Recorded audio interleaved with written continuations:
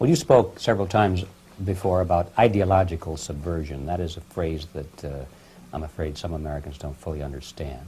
When the Soviets use the phrase ideological subversion, what do they mean by it?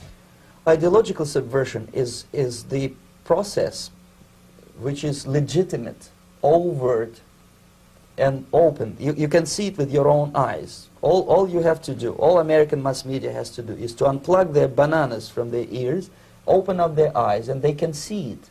There is no mystery. There is nothing to do with espionage. I know that espionage intelligence gathering looks more romantic. It sells more deodorants through the advertising, probably. That's why your Hollywood producers are so crazy about James Bond type of thrillers. But in reality, the main emphasis of the KGB is not in the area of intelligence at all. According to my opinion and opinion of many defectors of my caliber, only about 15% of time, money, and manpower is spent on espionage as such. The other 85% is a slow process which we call either ideological subversion or active measures, активные мероприятия in the language of the KGB, or psychological warfare. What it basically means is to change the perception of reality of every American to such an extent that despite of the abundance of information, no one is able to come to sensible conclusions in the interests of defending themselves, their families, their community, and their country.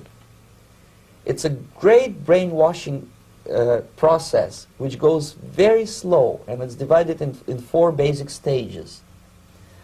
The first one being demoralization. It takes from 15 to 20 years to demoralize a nation. Why that many years? Because this is the minimum number of years which requires to educate one generation of students in the country of your enemy, exposed to the ideology of the enemy. In other words, Marxism-Leninism ideology is being pumped into the soft heads of at least 3 generations of American students without being challenged or counterbalanced by the basic values of Americanism, American patriotism. The result you can see. Most of the people who graduated in the 60s, dropouts or half-baked intellectuals, are now occupying the positions of power in the government, civil service, business, mass media, educational system. You are stuck with them. You cannot get rid of them. They are contaminated. They are programmed to think and react to certain stimuli in a certain pattern. You cannot change their mind, even if you expose them to authentic information, even if you prove that white is white and black is black, you still cannot change the basic perception and the logic of behavior. In other words, these people, the process of demoralization is complete and irreversible. To get rid society of these people, you need another 20 or 15 years to educate a new generation of patriotically minded and common sense people who would be acting in favor and in the interests of United States society. And yet these people who've been programmed and, as you say, in place, and Yes. who are favorable to an opening with the Soviet concept, these are the very people who would be marked for extermination in this country? Most of them, yes. Simply because the psychological shock when they will see in future what the beautiful society of equality and social justice means in practice, obviously they will revolt. They will be very unhappy, frustrated people. And the Marxist-Leninist regime does not tolerate these people. Obviously they will join the links of dissenters, dissidents. Unlike in present United States, there will be no place for dissent in future Marxist-Leninist America. Here you can get popular like Daniel Ellsberg and filthy rich like Jane Fonda for being dissident, for criticizing your Pentagon. In future, these people will be simply squashed like cockroaches. Nobody is going to pay them nothing for their beautiful, noble ideas of equality. This they don't understand, and it will be greatest shock for them, of course. The demoralization process in the United States is basically completed already. For the last 25 years, actually it's overfulfilled, because demoralization now reaches such areas where previously not even Comrade Andropov and all his experts would even dream of such a tremendous success. Most of it is done by Americans to Americans, thanks to lack of moral standards. As I mentioned before, exposure to true information does not matter anymore. A person who was demoralized is unable to assess true information. The facts tell nothing to him.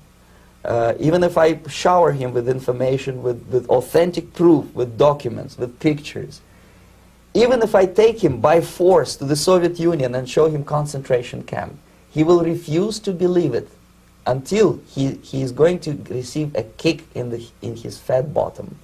When a military boot crashes his, then he will understand, but not before that. That's the tragic of the situation of demoralization. So basically America is stuck with demoralization, and unless, even if you start right now, here, this minute, you start educating new generation of Americans, it will still take you 15 to 20 years to turn the tide of ideological perception of reality back to normalcy and patriotism. The next stage is destabilization. This time, subverter does not care about your ideas and the patterns of your consumption. Whether you eat junk food and get fat and flabby, it doesn't matter anymore. This time, and it takes only from 2 to 5 years to destabilize a nation, what matters is essentials: economy, foreign relations, defense systems. And you can see it quite clearly that in some areas, in such sensitive areas as defense and economy, the influence of Marxist-Leninist ideas in the United States is absolutely fantastic. I could never believe it 14 years ago when I landed in this part of the world, that the process will go that fast. The next stage, of course, is crisis. It may take only up to 6 weeks to bring a country to the verge of crisis. You can see it in Central America now. And after crisis, with a violent change of power, structure, and economy, you have so-called the period of normalization. It may last indefinitely. Normalization is a cynical expression borrowed from Soviet propaganda. When the Soviet tanks moved into Czechoslovakia in '68, Comrade Brezhnev said, "Now the situation in brotherly Czechoslovakia is normalized." This is what will happen in the United States if you allow all these schmucks to bring the country to crisis, to promise people all kind of goodies and the paradise on earth, to destabilize your economy, to eliminate the principle of free market competition, and to put a big brother government in Washington, D.C., with benevolent dictators like Walter Mondale, who will promise lots of things, never mind whether the promises are fulfillable or not. He will go to Moscow to kiss the bottoms of new generation of Soviet assassins, never mind. He will create false illusions that the situation is under control. Situation is not under control. Situation is disgustingly out of control. Most of the American politicians, media, and educational system trains another generation of people who think they are living at a peacetime. False. The United States is in the state of war, undeclared total war against the basic principles and the foundations of this system. And the initiator of this war is not Comrade Andropov, of course. It's the system. However ridiculous it may sound, the world communist system or the world communist conspiracy, whether I scare some people or not, I don't give a hoot. If you are not scared by now, nothing can scare you. But you don't have to be paranoid about it. What actually happens now, that unlike myself, you have literally several years to live on unless the United States wake up. The time bomb is ticking. With every second, the disaster is coming closer and closer. Unlike myself, you will have nowhere to defect to, unless you want to live in Antarctica with penguins. This is it. This is the last country of freedom and possibility. Okay, so what do we do? What is your recommendation to the American people? Well, the immediate thing that comes to my mind is, of course, There must be a very strong national effort to educate people in the spirit of real patriotism, number one. Number two, to explain them the real danger of socialist, communist, whatever, welfare state, big brother government. If people will fail to grasp the impending danger of that development, nothing ever can help United States. You may kiss goodbye to your freedom, including freedoms to homosexuals, to prison inmate. All this freedom will vanish, evaporate in 5 seconds, including your precious lives.